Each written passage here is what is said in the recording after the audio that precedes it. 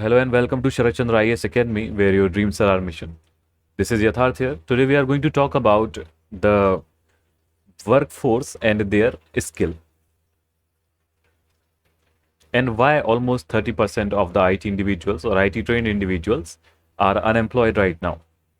So this is where I have picked this article from: a digitally unprepared workforce. So three terms we should pick from here. One is digital. Second thing is unprepared.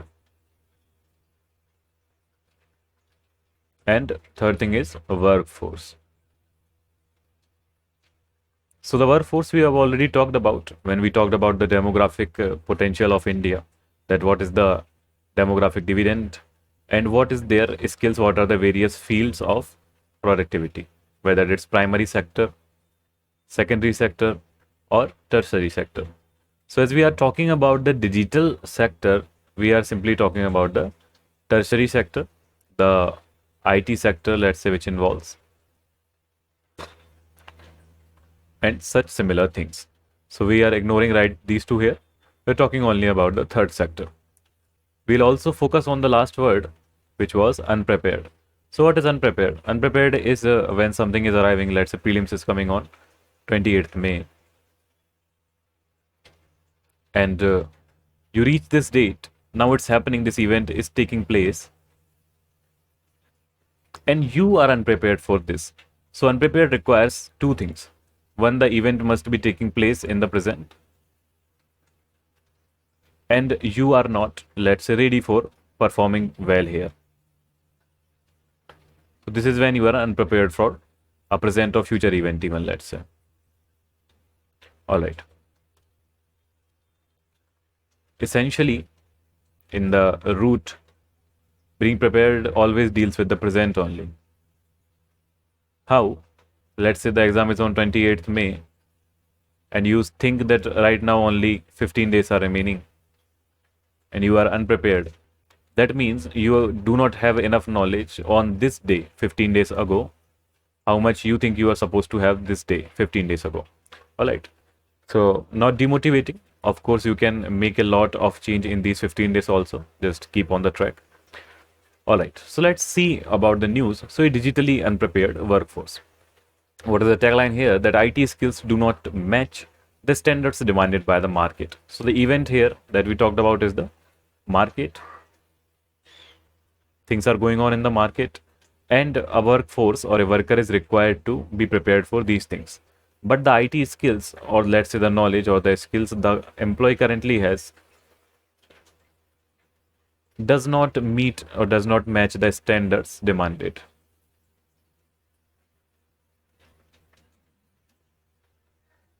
So now there is a demand because there is a market. So the demanded market is open. The supply side is also open. There is worker present here. But worker is unproductive because of the lack of skill. So this is the third thing that is required right now. So nearly 30% of the individuals with such trainings are jobless. That out of 10 people, let's say 3 out of 10 people are roaming around without having anything to do. All right.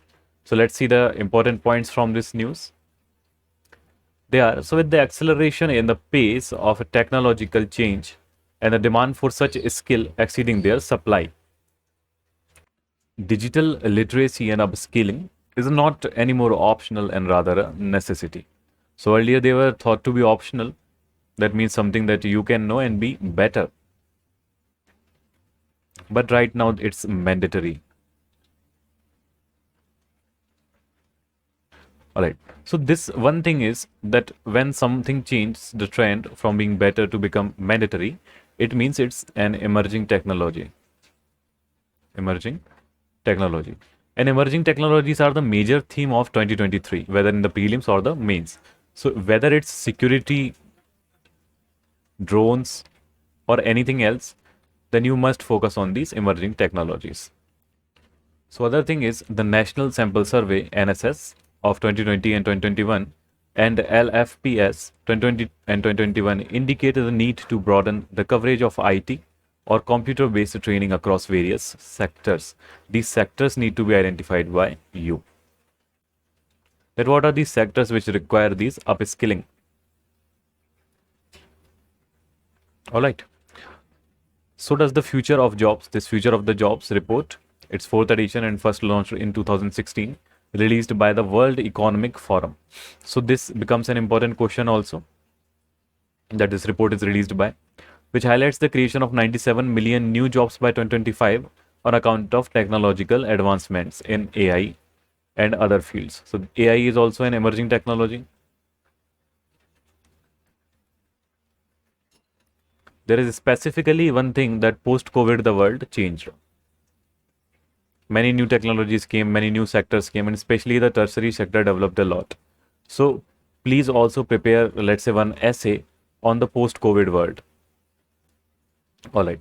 So notwithstanding with the initiatives for digital literacy, India still has a long way to go before it comes at par with the countries with a highly skilled workforce.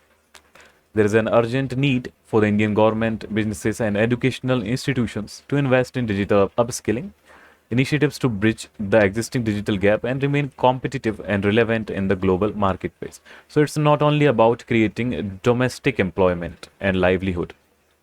It's not just about the Indian demography, Indian population, and creating livelihoods or employment for them. When we talk about the tertiary sector, especially, we talk about a global service sector in the world or a global sector. So we need to be relevant and competitive. India is especially very advanced in the field of animations. All the big animation studios are located in India, and the Indian engineers produce highly skilled animated, let's say, graphics for many movies. So this is a sector, let's say, where we are still relevant and competitive. So projects go to India. So in the same way, we need to be, let's say, upskill in other sectors. Now you need to identify what these other sectors are, such as animation. So what are the other sectors where we need upskilling? All right. So some examples we will see here. So what does the WEF report say about the tech advancement and job creation? So one thing is optimistic yet cautionary projection. Just a second. All right. Okay, so we'll get a theme from here that WEF predicts that while 85 million jobs will become obsolete, so they will be lost. Lost why? Why are jobs being lost? Because of the AI, let's say. But there will be another job creation, the replacement of job creation by the same things, about 97 million jobs. Now what's happening here is a replacement of the workforce. This is the important concept here. When the new technologies come, then the earlier workforce is replaced, it's laid off, and new and more trained workforce replaces this. Now what happens? On the paper it looks like the employment remains same, but what happens in the reality that these laid off people become obsolete. They have no job because they do not have the skill to treat this new and emerging technologies. They are become replaced, substituted by these new employees. All right. So this leads to an eventual imbalance because, let's say, had this new technology not come, then the older people would still be working and the new people would be, let's say, more competitive or more skilled in order to achieve these positions. So this is both good and bad at some place. All right. Another thing is the role of machines in the division of labor will continue to increase, especially for repetitive and routine tasks. That means secondary sector, let's say, will remain rather stagnant with regards to any changes. The jobs of the future are expected to rely more on data-driven and machine-powered process. So one of the data-driven thing recently we saw in the water body census. All right, so data is required everywhere, whether there is any policy or anything. Okay. Another thing is tech-driven shift in India. So this is what we were talking about. The WEF has also projected a slightly lower churn in jobs for the labor market in India over the next 5 years compared to the global average of 23%. So this data, please remember, 23%. What is the global average? The churn in India will largely be technology driven via sectors such as AI and ML, that is machine learning. Followed, so these are emerging technologies. These you should considerably note that these trends, what are this AI and ML, machine learning, followed by data analysts. So data analysis is also an emerging technology, and scientists and data entry clerks, let's say that is DC. The smallest churn predictably will be in labor intensive segments of the economy, because they will be replaced, let's say, by machines, more and more machines. However, the report also shows employers in India and China to remain the most upbeat in terms of future talent availability, because there is so much of population. So when there is so much of population, there has to be talent somewhere that can be caught by the employers. All right, let's talk about the challenges involved in all this. So huge demand supply gap. So demand supply gap, we talked, it's basically related to the skill, not concerning with the population. So you don't need to cite these exact reports or companies, Nescom, Drop, Salesforce, etc. Just need to say that there, because of the skill or not, let's say, absence of the upscaling, there is a huge gap between the demand and supply of the workforce. So there exists a 51% gap between AI and ML and big data analytics, talent, demand and supply. This, what is the talent word saying? A talent work is simply having a skill or not having a skill, nothing else.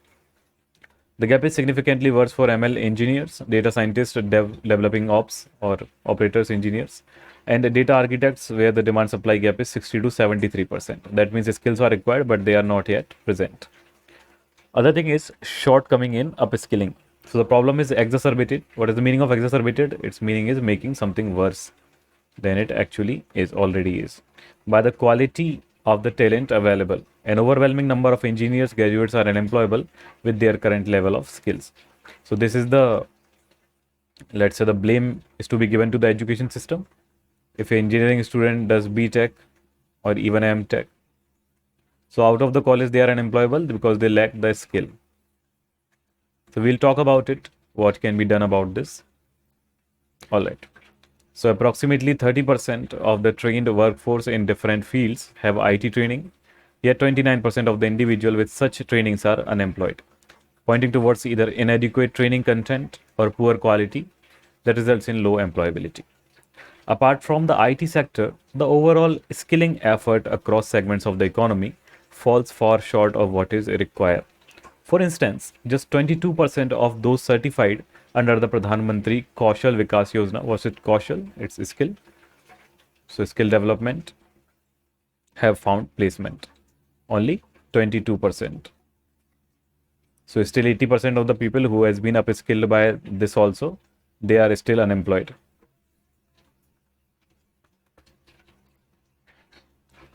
Okay, what are the other challenges involved? Let's say, so lack of basic understanding of computers. So the NSS reveals about 42% of the country's youth has only a basic understanding of, let's say, copy pasting or moving the files. Additionally, only 10% or 8.6% of the youth, have knowledge of basic arithmetic formula in a spreadsheet and creating an electronic presentation using presentation software. Only 2.4% of the youth have programming skills. Other thing is low investment. So India's investment in the mid-career upskilling also remains quite average, which has been reflected in the high employment rate among those with an advanced education. Now let us focus on the important portion, which is the way forward. So here are some programs, here are the list of some programs which the government has initiated in order to upskill the workforce.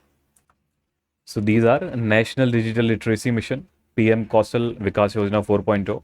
About this, we saw that only 22% of the people who has passed this or certified by this have become employed. Digital India Mission, this is a very big mission, should read about it. NEP, that is National Education Policy. Digi Saksham Initiative, Yuvaha platform.